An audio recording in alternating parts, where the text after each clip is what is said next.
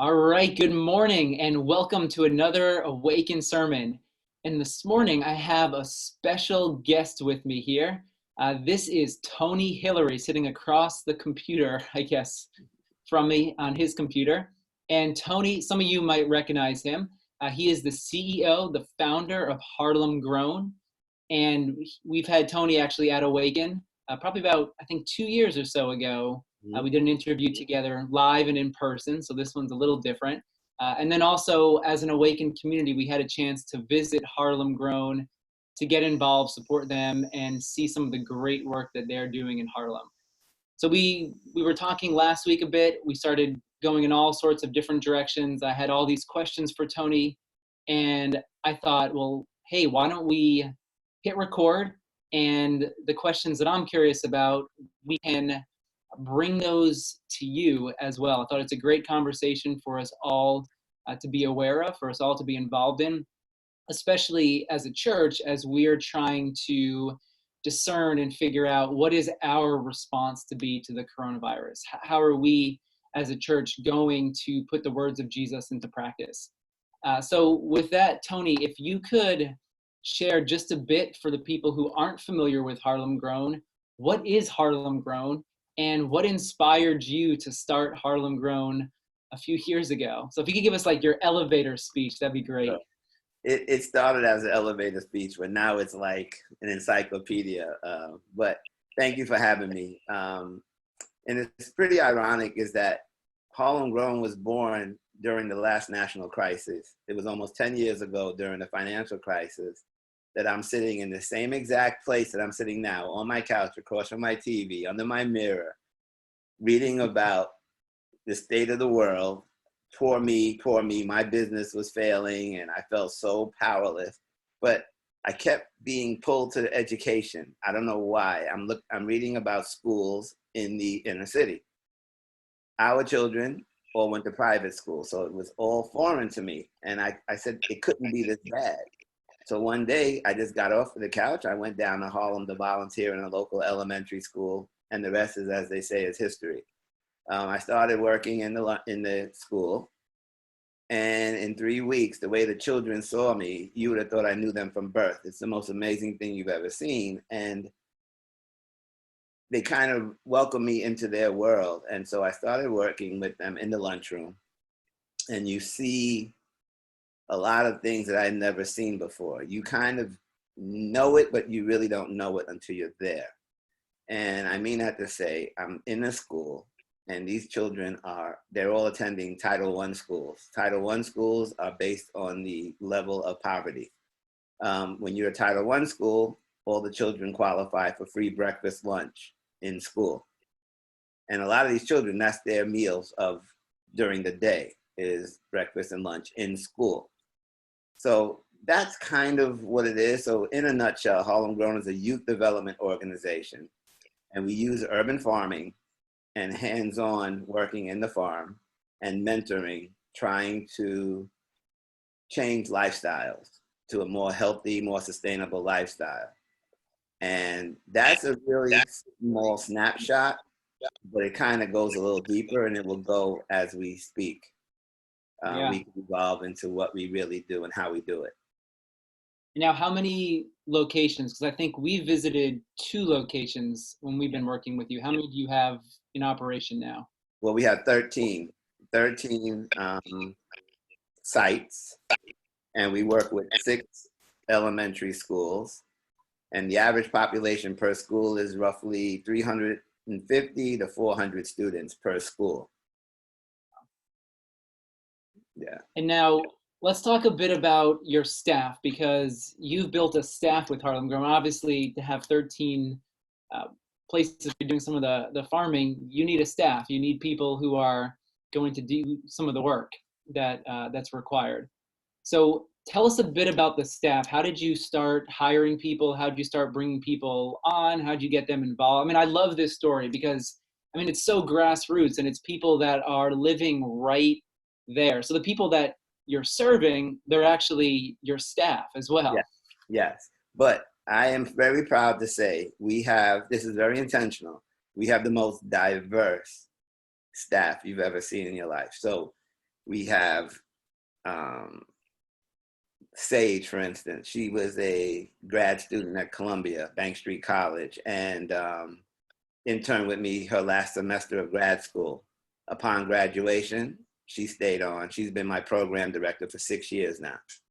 A lot of the staff don't refer to themselves as staff. They call us a family, believe it or not. And we have very highly educated people that come from extreme means. And then we have people who are just like the children we serve, just 10 years older, born in this cycle of poverty, substandard housing, substandard education, homelessness, hunger. These are all the things that we fight, and they are also our entry-level staff. And we use our farm as workforce development, and we bring people on. And it's not just farming, it's fair wages, healthcare, financial literacy, IT support, emotional support. A lot of these staff have never had anyone who cared about them before. They come in the beginning always expecting to be fired. We don't fire. It's very easy to fire someone. And I tell them, firing someone is like giving up, and we don't give up. So we grow together. That's our hashtag, growing together. And we grow together as an organization. And now we're very strong. We have 23 employees full-time. And I would love to get into that as we evolve as well, because that is what we grow. We plant fruits and vegetables. That's obvious. But we grow people. I love it. It's such a holistic approach. Mm-hmm. Yeah, I mean, I think that's what the world needs, what we all need right now. It's not just the product, it's about how we are developing, all of us, emotionally, spiritually, how we're seeing our interconnectedness, working together. I mean, that's how we're going to move forward together, I think, as a society. Yeah, I would like to agree, but I'm very pessimistic these days. I see all of the commercials. We're all in this together, and all of this, and we're not. And you know, for me to shelter in place in this is very easy. It's very nice, but I have a community that's in a lot of pain, confusion, and suffering right now, and that's what drives us.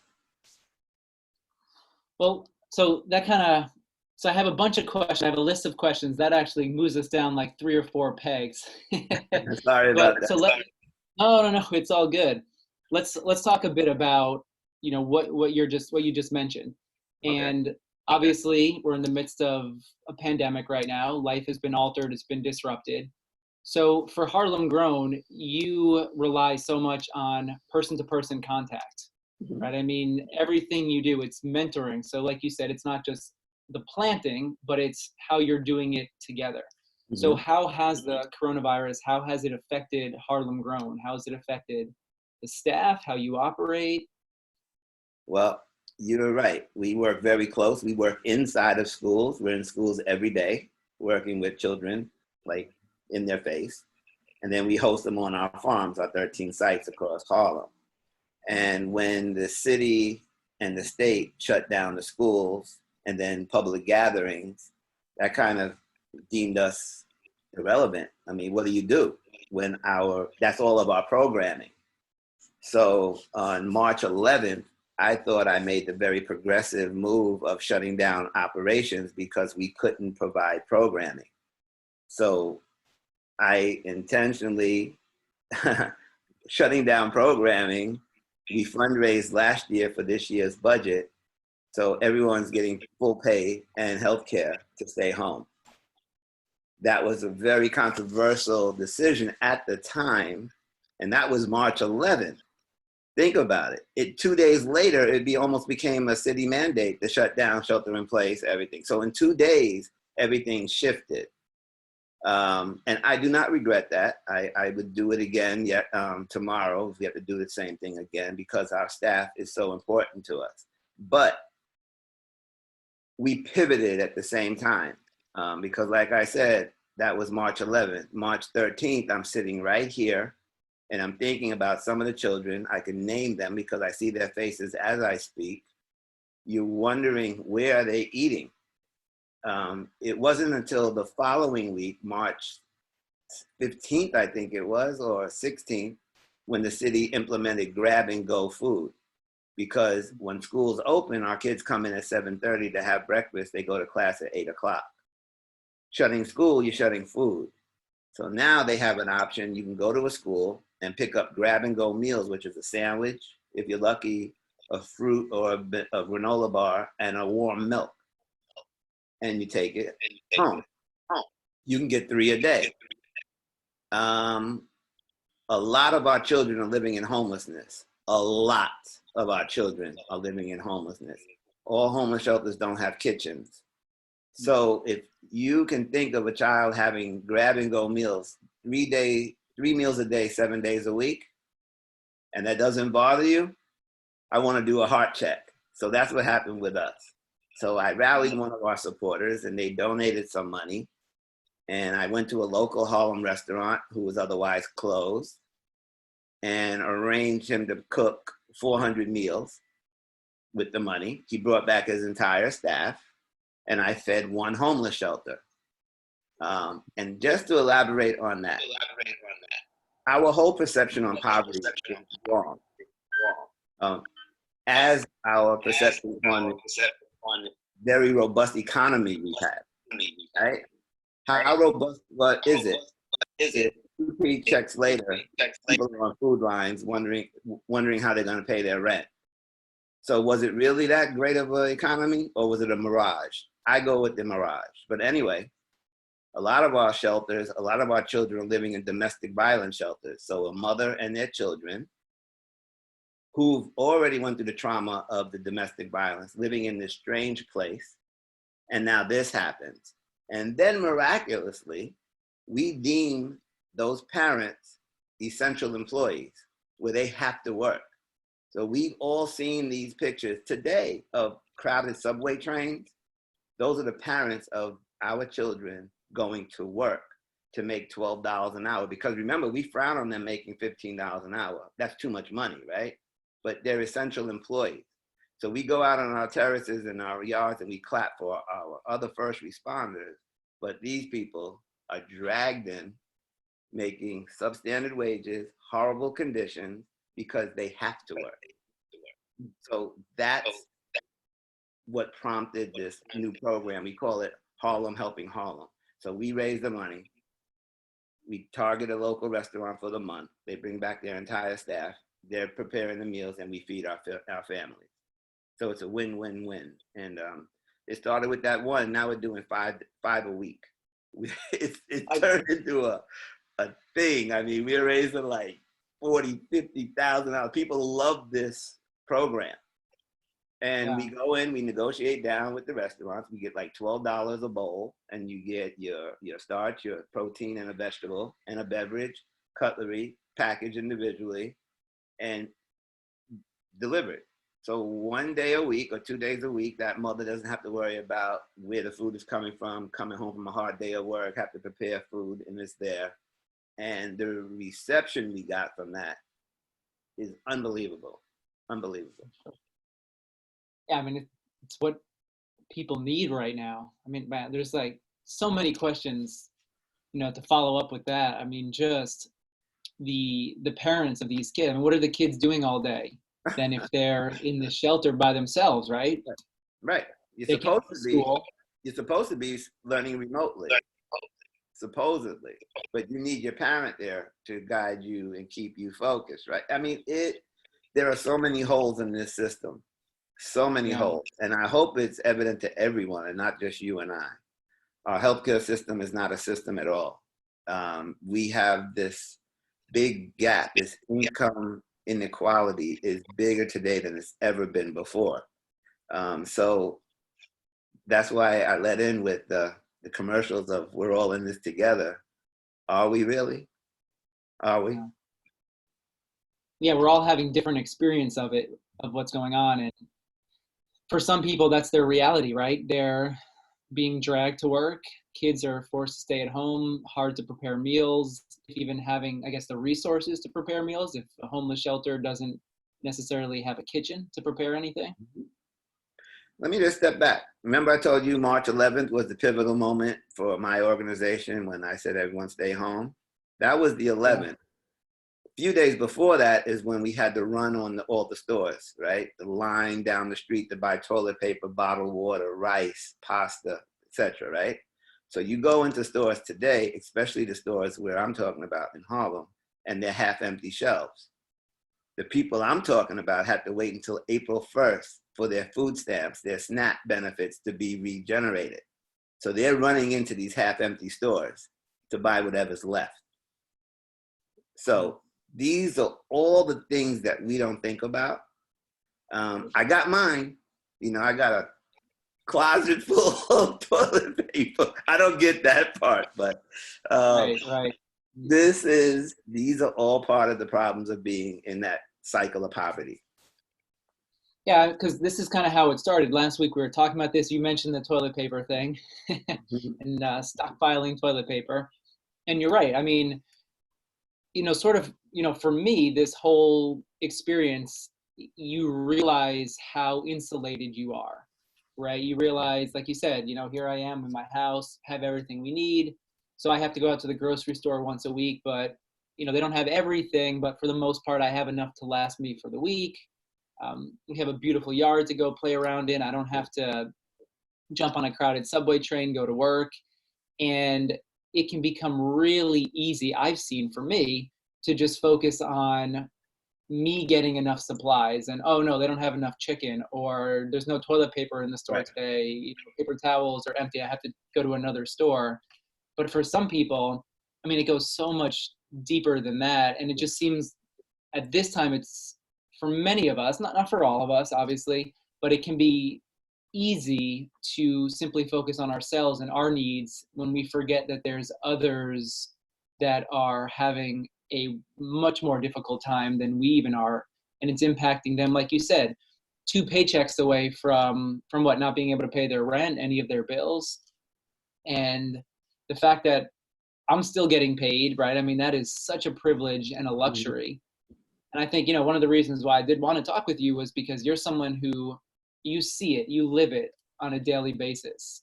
You know names, you know faces, right? I mean, it's so easy for me to look at that, to say, oh, well, that's them over there, right? It's nameless, faceless. And I can see how some of it's broken and how the systems that we've created, they don't work for everyone. But it's so difficult to know, like, what's the first step, or, how do we even begin to repair the system? I guess awareness is the first step, just being aware of it. So if we were to kind of jump into that a bit, what are some of the broken systems? And I know you've mentioned, income inequality, fair wages, healthcare. Is there one system you think that, man, if we were to make some progress on this one, there'd be a domino effect and it would actually start moving things ever so slightly in a more positive direction for all of us? Well, I don't know, for me, myself, I stray away from politics as much as possible, this against that. But if you look at our whole system, education seems to be a right? Every child must go to school. Why doesn't every person in this country have health care? If you look at health care, that is a fundamental fault of our country. Because look at the disparities in casualties during this pandemic, right? If you look at the underlying health conditions, heart disease, diabetes, high blood pressure, those three things are diet related. The communities I serve are what they refer to as food deserts, where we count over 50 fast food restaurants in a 3-block radius with 29 pharmacies and no affordable food option. So when you look at all of it, and this is not unique to Harlem, and I want to be clear, I work in Harlem, but I speak all over the country on behalf of Harlem Grown. That's how I raise funds. There's a Harlem in every city in this country. So let's don't fool ourselves. You don't have to go far to find the same thing I'm describing to you in any community who anyone is listening to anywhere in this country. You will find the same thing, and you will find the same people that I am describing. And let's be honest, they're not all black and brown. They're poor. That's the common denominator. If you're poor, you're basically out of luck. So you're saying, because I know the demographics of who's being affected more than others, it's really ravaging the poorer communities. Mm-hmm. Yeah, absolutely. When you look at those subway trains, the people who have to go to work, they're full of people of color, poor people who have to go to work. No health care, no sick days. If you don't show up to work, you get fired. So what to do? You have to work. I just heard on the news this morning, Texas is opening up, and they're saying if you do not come to work when your business opens, that means you quit. So you don't qualify for unemployment benefits. Health be damned, right? Let's get this money. This is ridiculous. Right. Yeah. So for someone like me, for many of us listening, you would say, hey, come and, volunteer your time is part of it, right? Come and help educate, help mentor. I mean, what is it that you think, especially children in an area like Harlem, in an underserved area like Harlem, what is it that you think children need most? How could someone like myself give of what I have to help them create a better future? That's a great question, because what we give them is what we all have, and that's hope. If you're born and raised in that cycle that I previously described, right? Substandard housing, substandard education, living in projects where everyone is living just like you, or living in a shelter where everyone is living just like you. Their only alternative is when they go to school, and those are educators, disciplinarians, or the service providers, the social workers, the caseworkers, etc. That's their only experience outside of their bubble, right? We all talk about privilege, and we live in a bubble of privilege, right? There's a bubble of poverty as well, and it's very normalized. Nothing hurts me more than when we have a hard day on the farm. Everyone's laughing, great time, and at the end of the day, a young kid looks at you and says, okay, I have to go home. And they're referring to the homeless shelter right down the street. That normalizes a very abnormal situation, because that's supposed to be a temporary situation. But in a lot of cases, it's very permanent. The shelter system is a revolving door. You can only stay in a shelter for a year. And if you can't find an affordable apartment in that year, you have to go to another shelter and another school and another caseworker and another and another and another. I have kids in our program, 12 years old, who've had about 7 or 8 addresses since they've been in this program.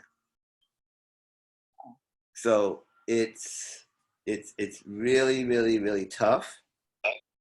But to give hope to a child, and that's like the metaphor of growing something, to take a little seed and put it in the soil and water it and let the sun hit it and watch it grow.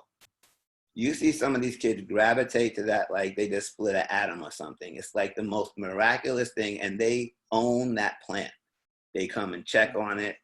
They wipe off the leaves. I mean, you see a sense of pride and ownership. And so we use that opportunity to bring in our outside partners to provide like a mentorship, to show them that there are people who are not educators, disciplinarians, or caseworkers or social workers who care about what they're doing. And it's a very organic, bottom-up approach, but it works. I mean, this year we said 3 of our kids who've been with us since the beginning are all first generation going to college, very good colleges. And we feel like we had a part of that. For them to say it, the children said we had everything to do with it, but I always had to correct them. You guys sat in the classroom. You guys did all the work. We just kept you close, but don't defer that. Don't give that to anyone else. So what you're doing is you're empowering them to show them what they already have. Yes. And that kind of goes back to the staff, and my board of directors, my funders have all been from the bottom up, coming in, Wow. wandering in, liking what they see, want to get more involved, reach out to their network, their companies. And we have kids interning at Google and White and Case and Willis Towers Watson, our kids, right? Working on the 52nd floor of a midtown skyscraper. I mean, that is what we grow. Yeah. Yeah. And I'm sure they never imagined that would be a possibility before someone stepped into their life and said, hey, I see the potential and the worth that you have. Yeah. Because back to that poverty bubble, when you're born and raised in that, you feel like that's your place. That's where you belong. And when we used to do field trips down to Midtown, our most outward facing kids, right? These big personalities always have something to say. Take a subway ride downtown, get off in Midtown and walk into a skyscraper, and you watch that kid withdraw within himself, going in just speechless, nothing to say. They feel so intimidated. They feel like they don't belong. Yeah. And we kind of take that and normalize it because we do it constantly. It's not a one-off. We do it all the time. And then they see their friend who invited them there on the farm on Saturday working with them. So now it's more of a peer thing. And they go and see their friend in the corner office. And they say, wow, I want to be like that. Right. So that's a lot of it. Yeah, it's giving them a picture of what they could become. Mm-hmm. Yeah. So let's got a few more questions. Let me ask you this one. What about through everything that you're seeing right now? So you guys have had to pivot, and it's been amazing. You've been able to serve you're up to 5 homeless shelters right now? Yeah, we do about 1,000 meals a week. 1,000 meals a week. So you guys have pivoted. You've changed how you've been operating out of necessity, right? You have to, and being able to provide for the families that you serve. So now that so much is coming to the surface, and we're seeing some of the brokenness that exists, that has existed for a long time. Maybe it was just kind of lying there, or it was in the shadows. What is one thing that you hope would change as a result of what we're now seeing? I think I don't want to waste my hope, but I hope that it's average people can see those people as people. We can see them as people. You don't just wave a wand and deem someone all of a sudden an essential employee when just 6 weeks ago we were against them even making $15 an hour as minimum wage. If you think about a New Yorker, it's $2.75 one way to get on the subway, right? And you're talking about 5 days a week, at $12 an hour. You can do the math, minus the taxes. How do you pay rent? How do you, and people say, well, no one told them to be that. No one told them to not get an education. But you have to think beyond that. Look at where they came from. Look at the whole system that was designed to basically keep you there. You know, substandard education, the schools that I'm talking about, you're not going to a specialized high school. If you're not going to a good high school, you're not going to a good college. And on and on and on it goes. So education. And I really hope against hope that we see each other as human beings, as people, because we, you, me, we're very fortunate. Most wealth in this country was inherited. Most of the poverty in this country was inherited. So that's the cycle. That's the two worlds. Yeah, that is the cycle. It's hard to break out of that. Mm-hmm. Yes, it is. Yeah, right. We have these conversations. What is essential? And I mean, I think one of the great things about this is we haven't been talking so much about celebrities, pro athletes, which, I mean, hey, I love watching baseball and basketball as much as anyone else. but now the heroes are the people on the front lines, and hopefully it is, the essential workers who, the grocers or the cashiers, the clerks at the pharmacy.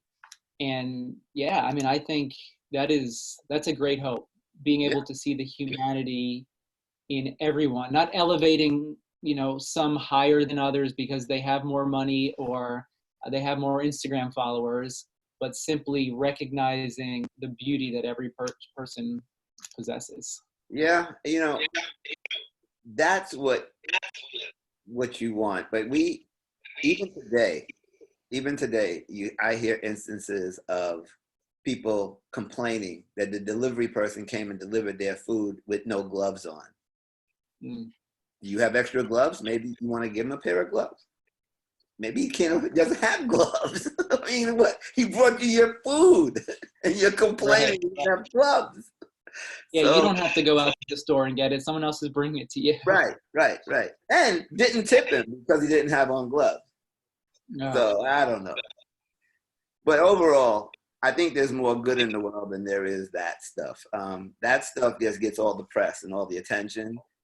Since I've been doing Harlem Grown, I've met, I can't tell you how many countless people doing great work on the ground that you've never heard of. Never heard of. And I don't know what that is. Maybe we need a good news network. I know there is one online.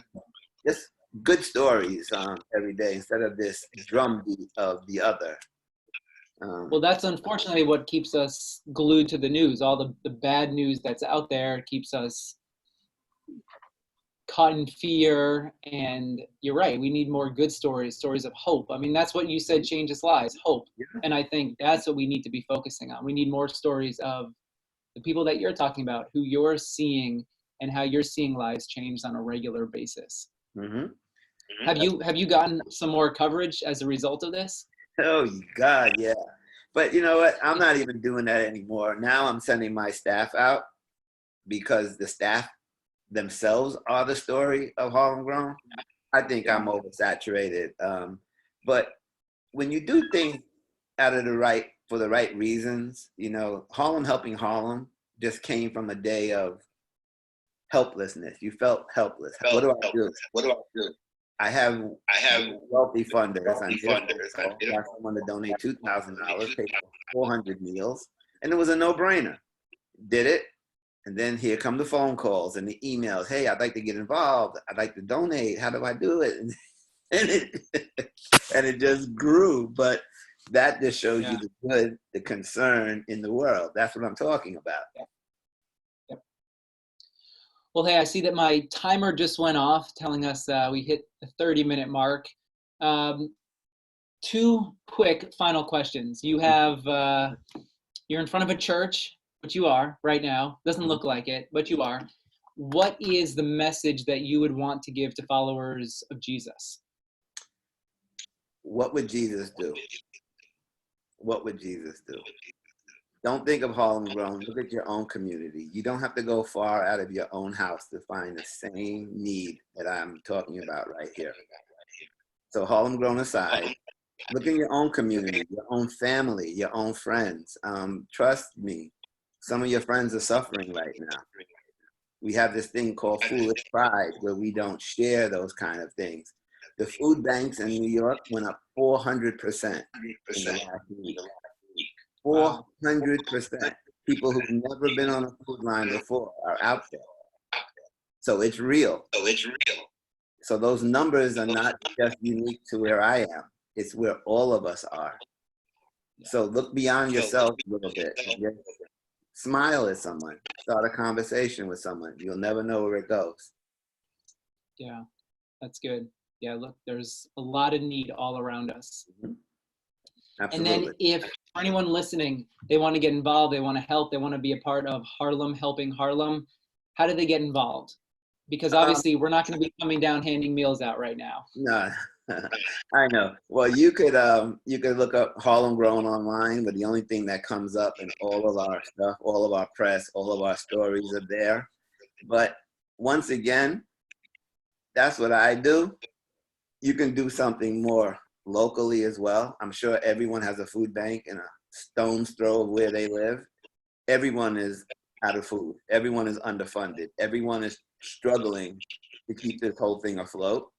And I implore anyone who's listening and cares and can reach out locally. I think that'd be so much more impactful. Not saying we don't need the help. We always need the help, but everyone needs the help. Awesome. Well, there are people listening to this that are from Harlem, so it will be a local organization. But I'll include a link to your website as well as the Westchester Food Bank right here in Westchester in this video. So if anyone's listening and you're looking for two organizations to support, these are local, and I believe they're both doing great work. Love the work, Tony, that you're doing with Harlem Grown. Thank you so much for the work that you do. Really, it is so needed in this world, and I love hearing the stories. Love the chance that we get to partner with you. Hopefully, we'll be able to make it down to the farm again at some point in the near future. Would love to visit you guys again. But thank you so much for your time. And, thank you. Thank you for having me. Thank you for having me. Yeah, of course. Thank you for your wisdom and your inspiration. Thanks, David. Thank you very much. All right. Grace and peace, everyone.